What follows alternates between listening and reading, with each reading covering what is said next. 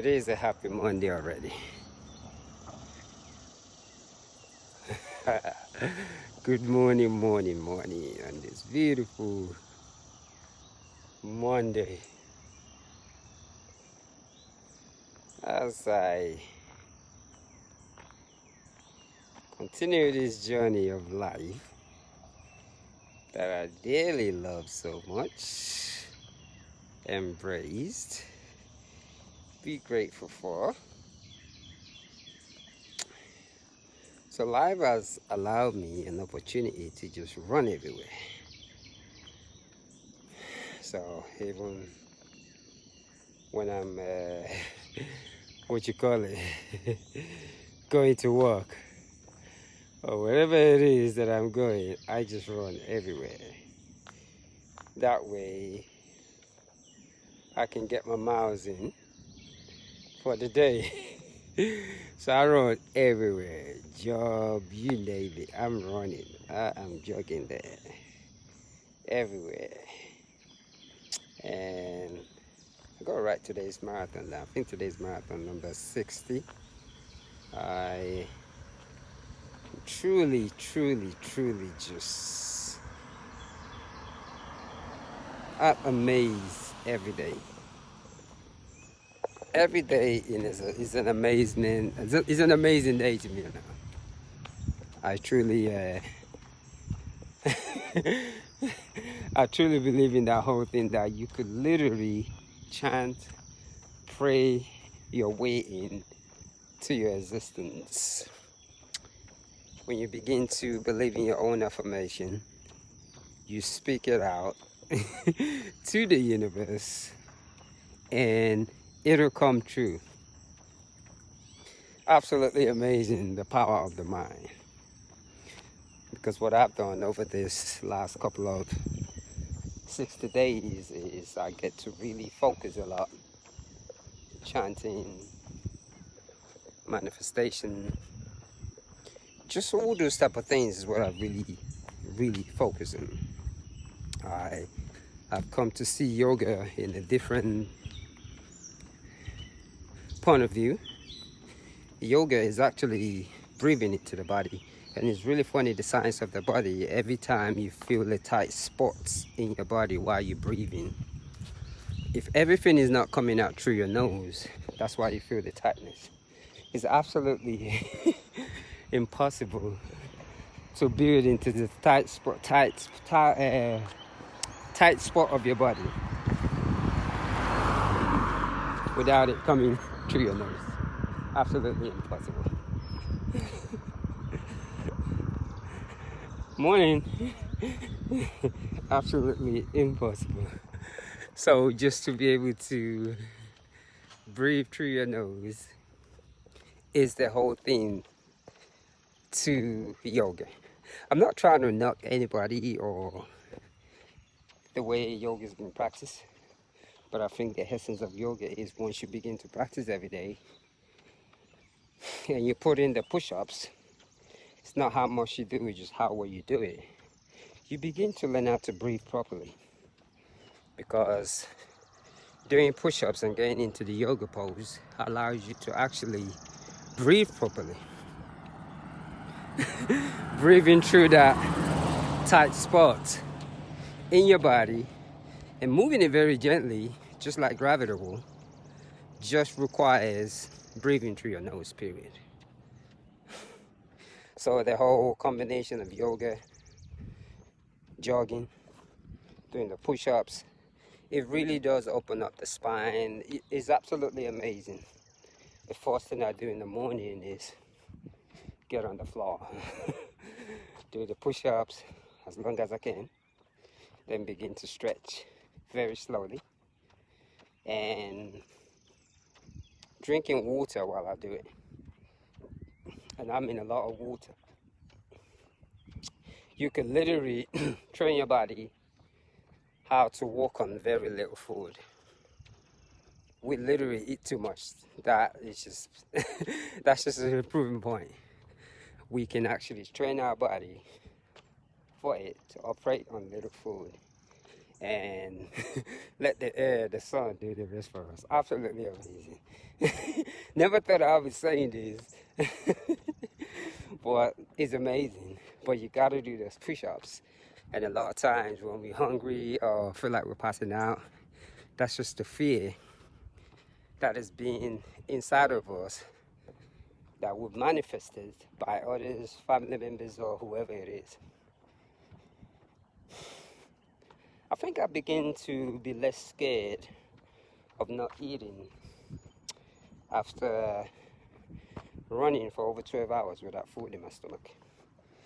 Even though I've paid for it heavily, I really started to not be scared of not eating anymore. As bad as this might sound, a lot of time when we eat, even though when we're full, it is fear that makes us eat even more. And the psychology behind it just doesn't make no sense because that's not what we've been taught. But it is fear that makes us eat a lot. It is fear that makes us overeat sometimes without even realizing it. And those things takes a lot of practicing how to breathe into the body to actually understand. Look at that beautiful flower. Understand this. So what I've done every day, past 60 days or so, is, even though they push up more, learn how to speak to my body.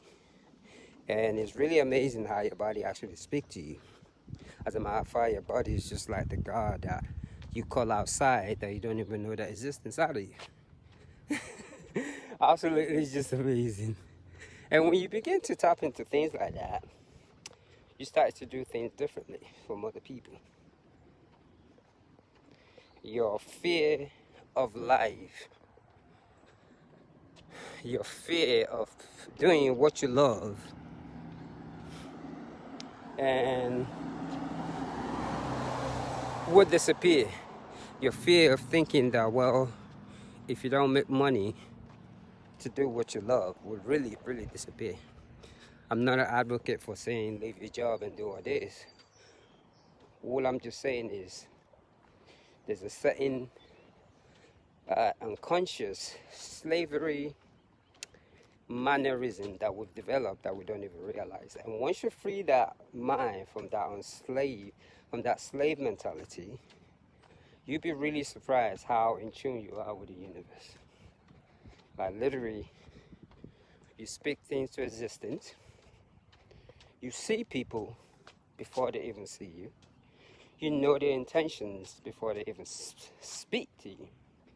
And what that has done to me now is I'm keeping more to myself, because when I was unconsciously blind, I would not like it when people caught me in a lie, because those things, a lot of times, what it does to the ego, it does something to the ego that it'll make you lose friends. So, and I think those type of things, sometimes it is just amazing.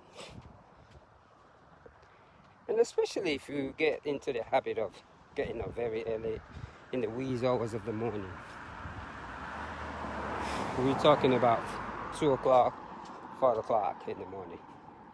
Absolutely amazing time to get up and speak to that spirit, speak to that higher self, speak to that God, manifest. I think a lot of time the reason why we don't manifest what we actually wanted is because even though we say it most of the time, we don't actually believe it. I, for one, am guilty of it. I could say, yes, I want to be this, I want to be this. But deep down, I know I didn't really mean it until I started being honest with myself, realizing that I actually don't mean what I'm saying. That's when I'm able to be able to speak things into existence and put me in that situation to where I could do what I need to do. And I know it doesn't make no sense, no logical sense, especially when we've been taught fear that everything is outside of us. We, good morning, tend to believe that a lot. Even though we preach faith, we are extremely lack of it, and it just doesn't make no sense. We don't realize that our life is like flying. It's like riding the bus. Everyone has their own destination. The bus drives you. So this one drops there, this one drops there, and you continue. But a lot of time, it's very easy not to stop at our own bus station just because the bus station doesn't look pretty enough. So we're very more likely to stop at another person's bus station because it looks good enough. But once you realize that everything is all in the mind, you are that powerful person. You can do anything. It's just an amazing journey. It's really funny this year how I've given all my time into serving. It's really funny how the more you give, the more you receive. To say, yes, I'm just going to go and work somewhere for free while I do this, absolutely doesn't make no sense. Because that's not what the norm or what we've been taught. But in actuality is the more you give, no matter what your situation, the more you receive. Good morning. How you guys doing? Oh, can't complain. Beautiful day. Have a good day. So, and those are the things right there about manifestation. Truly believing. And I would not recommend it unless you're fully ready in your heart to do it, because when you practice those type of things, just seeing people around you doing things different than you, it's just hard enough to make you not believe in all those things. Even though it's shoved at us, shoved in front of us by all these different gurus, motivational speakers, how yada yada, you gotta believe, you gotta do this. They're all good information, but the hours that requires behind speaking to the mind, it isn't easy. The hours behind speaking to the mind is extremely hard. You have to be able to bring your mind into settling every single second of the day, which in most cases, distractions are just there and we can't do it. But it is true that those things are possible. And a lot of time for me, it is true movement. For some, it could be true music. So it's just one of those things that once you begin to realize it, you are just on your uppermost higher self. So every morning when I'm out running like this or just jogging, moving my feet, it's just all about focusing on making sure while my feet is landing on the ground, my whole brain and my whole body is relaxed. It is just amazing, the whole thing behind it. So it's just something that I can't even explain. I wish I could explain it to all my friends and families, but a lot of time it's just not impossible, because to actually say you find peace the way your life is, I probably wouldn't even believe it 15 years ago. I'd literally think, man, this guy's nuts. And that's the reason why I cannot see where everyone is coming from, because to tap into that side of the brain, it is absolutely possible. I don't even know how I get up and do all these miles anymore, to be quite honest with you. I just know it is there. I just get up and do it, and it blow me the monkey away. So yes, happy Monday on this beautiful day today. And we always talk about consciousness, elevation, spirituality. That is just and very educational. So because like what all this want me to do, I want to study math, biology, physics, chemistry. There's just so much to learn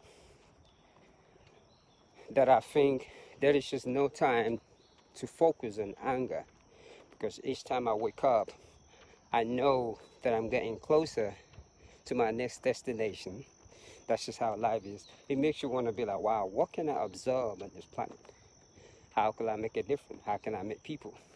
And that's the reason why I have run what I call the ID Marathon. The ID Marathon is you go out there and just do a marathon, whatever, how long it takes you, without a care in the world. So today, ID Marathon is on number 61. And hey, what can I say? I just wanted to say to anyone that's thinking of running a marathon or doing stuff like that to their body, all you have to do is think of a woman giving birth to a baby. What a woman can do, how she can push out a baby. And I kid you not, when you look at those things on a spiritual form, not just, oh, she's giving birth to a baby, it will really change your life. It will change how you view spirituality, and it will change all the blame game. Like right now, that whole women are bad or men are bad thing, it started to shift away from me now, because I don't think women or men are bad because of relationship. I just think what is bad is the mind of the individual.